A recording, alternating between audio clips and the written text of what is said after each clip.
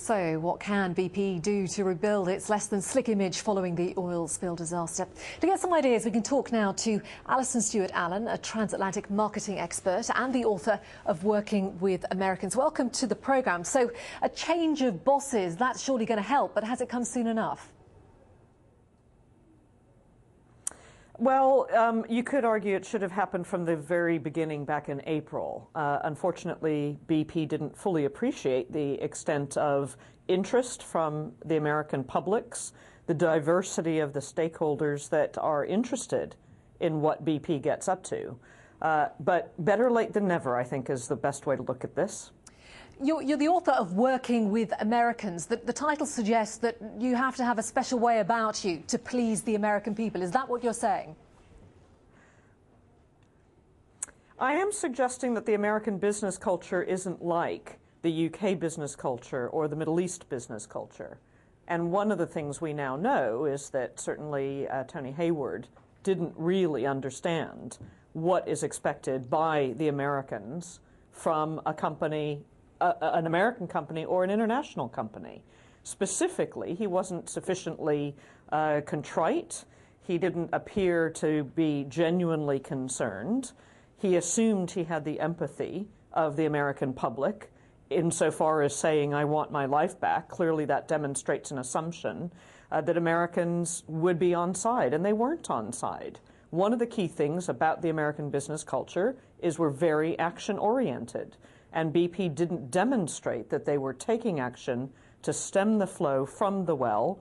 They were, no doubt, taking action, but they didn't communicate that sufficiently in enough detail to Americans. Where does BP go from now? Because obviously there was all this stuff being bandied around about it being British Petroleum, a British company, etc., etc., etc., and that it was somehow not really involved in the US. Presumably, it has now to convince both the US businesses, the government and the US public that it's very much deeply involved in the United States, and the United States needs BP.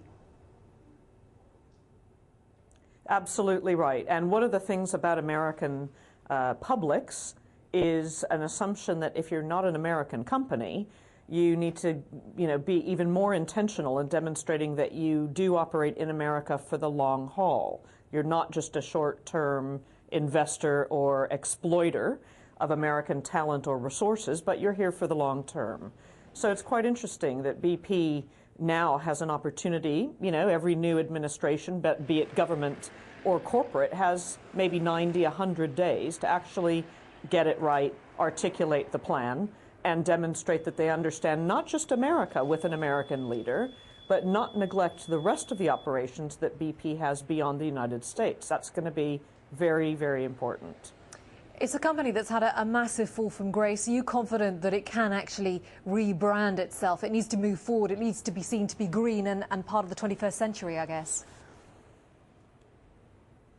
Yes, and I think actually it's more about repositioning than rebranding, because rebranding assumes in a way you might change the name, you might change the logo. I don't think that would really, the public wouldn't buy that. They'd still know it was BP, but they do have a chance to reposition themselves in terms of how we think of the company, perhaps around cleaner energy sources, around the technology that they deploy, around the safety of their offshore rigs around the world, not just in America.